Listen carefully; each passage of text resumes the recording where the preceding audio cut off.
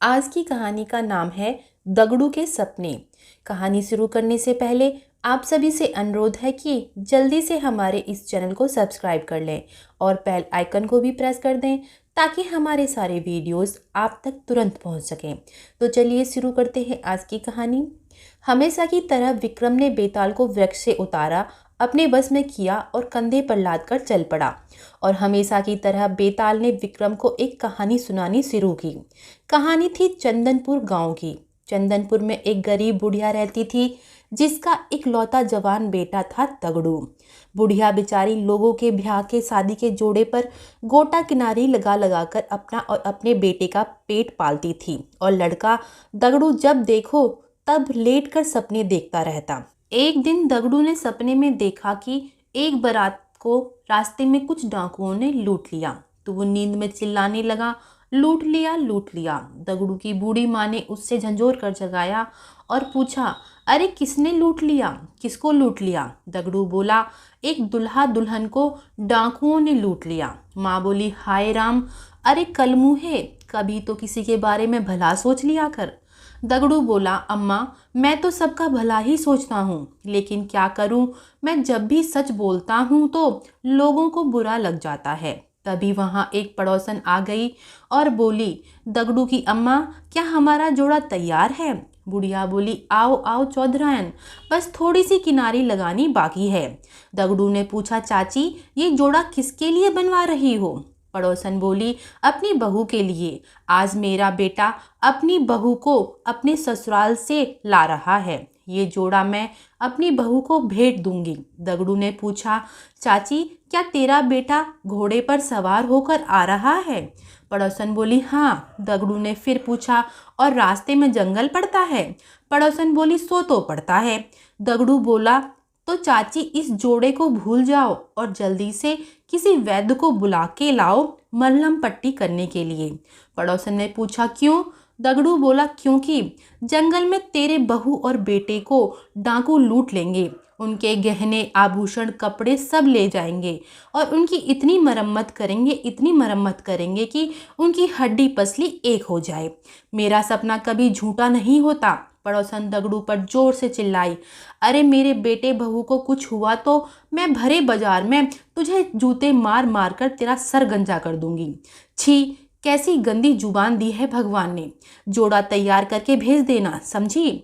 यह कहकर पड़ोसन वहां से चली गई। दगड़ू बोला, देखा अम्मा, सच कितना कड़वा लगता है। बुढ़िया बोली, चुप कर दगड़ू, तू कभी मुझे चैन की सांस नहीं लेने देगा। उधर पड़ोसन के बेटे और बहू को जंगल में डाकुओं ने सच में लूट लिया और सबको बहुत मार लगाई। जब उसके बेटा और बहू घर पहुंचे तो उनकी हालत देखकर पड़ोसन दगड़ू के कान पकड़कर खींचते हुए गांव की चौपाल पर ले आई और गांव वालों से कहा, ये जरूर किसी चोर डाकू से मिला हुआ है, वरना इसे कैसे पता था कि मेरे बेटे बहू को डाकू लूट लेंगे। मारो इसको। गांव वालों ने दगड़ू की जमकर पिटाई की। उसी गांव में एक चौधरी ने अपना नया भवन बनाया और गृह प्रवेश के लिए सभी को आमंत्रित किया। चौधरायन अपनी सहेली को साथ ले गांव में लड्डू बांटने निकली। उधर दगड़ू ने फिर सपना देखा। इस बार दगड़ू ने सपने में एक सुंदर घर देखा। उस घर में नए पर्दे लगे हुए थे और पर्दे के पास ही दिए जल रहे थे, जिससे पर्दे में आग लग गई और सारा घर जल गया। सपने में घर जलता देख दगड़ू चिल्लाने लगा, जल गया जल गया जल गया। दगड़ू की माँ चिल्लाई, अब किसको जला रहा है तू? दगड़ू बोला, किसी का घर जल जाएगा अम्मा। तभी चौधरायन लड्डू लेकर वहां पहुंच गई। दगड़ू बोला, अरे मौसी, आओ आओ। चौधरायन बोली, हमने नया घर बनवाया है, आज गृह प्रवेश है, लो मुंह मीठा करो। ये सुनकर दगड़ू सोचने लगा, वो जो घर जल रहा था उसमें मुझे चौधरी का चेहरा दिखाई दिया था, हो ना हो वो चौधरी का ही घर है। दगड़ू ने पूछा, मौसी क्या तुमने अपने घर में नए पर्दे लगाए हैं? चौधरायन बोली, हाँ। दगड़ू ने फिर पूछा, और क्या वहाँ कोई दिए जल रहे हैं? चौधरायन बोली, हाँ। दगड़ू बोला, मौसी तू बधाई मत ले, थोड़ी देर में तेरा घर जल जाएगा मौसी, तेरा सब कुछ जलकर स्वाह हो जाएगा। चौधरायन बोली, आग लगे तेरी जुबान को, अरे तेरा मुंह गंदा है तो बात तो अच्छी कर लिया कर। दगड़ू बोला, मौसी मेरा सपना कभी झूठा नहीं होता। दगड़ू की माँ ने एक जोर का थप्पड़ दगड़ू के गाल पर खींचकर मारा और फिर दोनों रोने लगे। उधर चौधरी के घर में गृह प्रवेश की तैयारियां चल रही थी। तभी दिए से एक पर्दे में आग लग गई। आग बहुत तेजी से फैली और देखते ही देखते पूरा घर जलकर राख हो गया। तब चौधरी और गांव के लोगों ने दगड़ू को बहुत मारा। उसका मुंह काला करके उसके गले में जूतों की माला पहनाई और गधे पर बिठाकर पिटाई लगाते हुए पूरे गांव में घुमाया। बूढ़ी माँ जैसे तैसे दगड़ू को बचाकर घर ले आई और रोते रोते उसके घावों की सिकाई करने लगी। दगड़ू बोला, रो मत माँ, लेकिन अम्मा ऐसा क्यों होता है? मैंने तो सच बोला है, मुझे तो इनाम मिलना चाहिए, लेकिन मिला क्या? गंदे अंडे और टमाटर। माँ बोली, तूने जब भी भविष्यवाणी की है दूसरों के विनाश की ही भविष्यवाणी की है, और ऐसे सत्य का क्या लाभ जो दूसरों को कष्ट पहुंचाए, दुख दे। और फिर तेरे कहने का ढंग भी तो गलत है। दूसरों के विनाश पर तू हंसता है, कहने का भी एक ढंग होता है। दगड़ू बोला, ठीक है अम्मा, ठीक है, अब मैं ऐसे ही कहूँगा। अम्मा बहुत दर्द हो रहा है, अब मैं थोड़ी देर आराम कर लूँ। माँ बोली, सपने अब घनघोर जंगल में जाकर देखना, क्योंकि गांव वालों ने तुम्हें गांव से निकाल दिया है।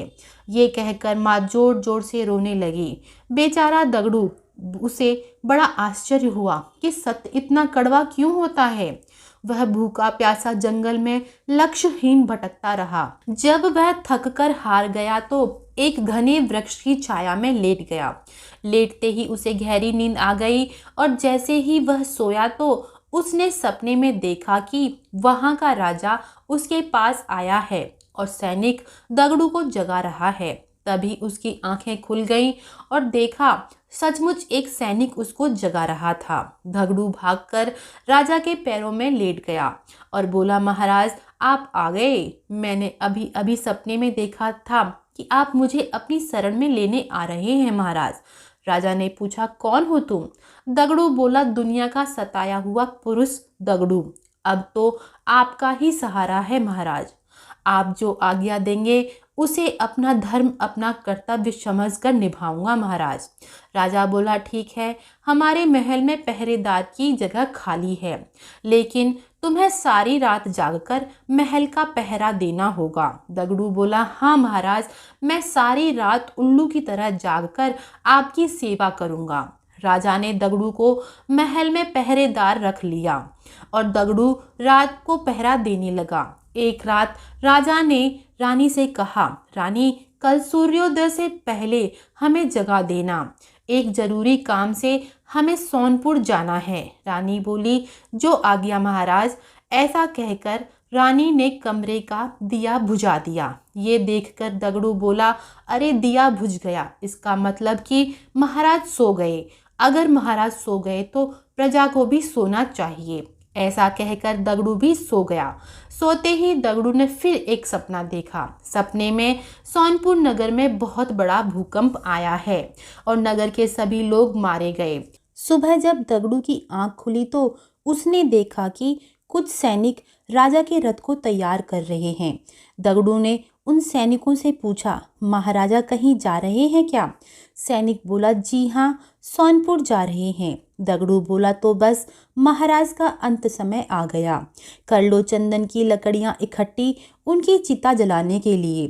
तभी दगड़ू को अपनी माँ की बात याद आ गई कि ऐसे सत्य का क्या फ़ायदा जो दूसरों को दुख दे और फिर तेरे कहने का ढंग भी गलत है।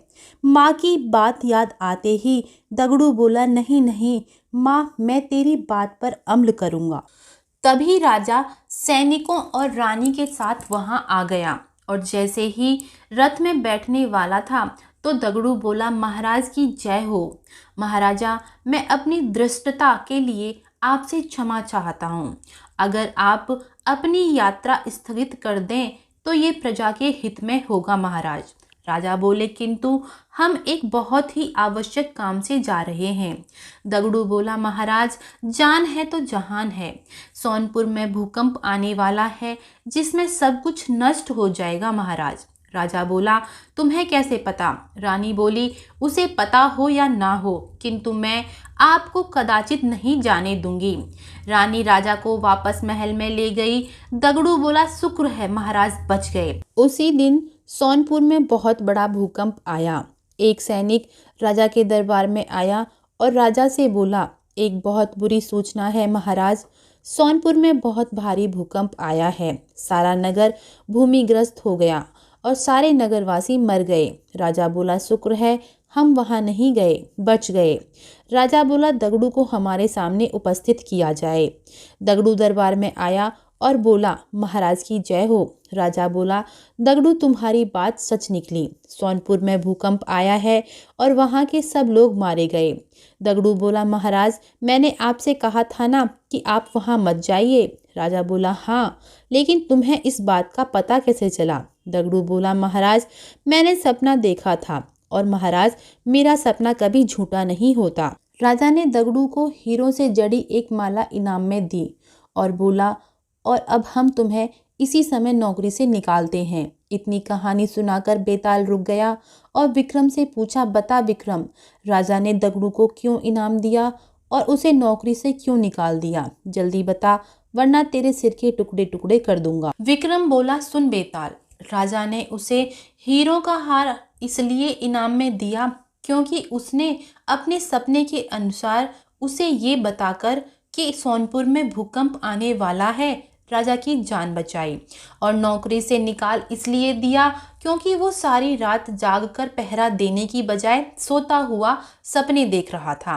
राजा को एहसास हुआ कि दगड़ू अपनी जिम्मेदारी के प्रति ईमानदार नहीं है, इसलिए उसने सपने वाले दगड़ू को नौकरी से निकाल दिया। बेताल बोला, विक्रम, तूने कहा तो ठीक, पर कहा क्यों?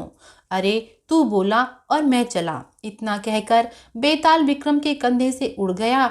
विक्रम बेताल को पकड़ने के लिए उसके पीछे दौड़ने लगा। आज की कहानी आपको कैसी लगी कृपया कमेंट करके ज़रूर बताएं और ऐसी ही प्रेरक कहानियां सुनने के लिए हमारे इस चैनल को सब्सक्राइब करें।